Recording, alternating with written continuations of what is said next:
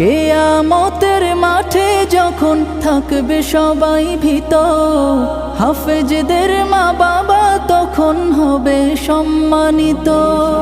কিয়ামতের মাঠে যখন থাকবে সবাই ভীত, হাফেজদের মা বাবা তখন হবে সম্মানিত।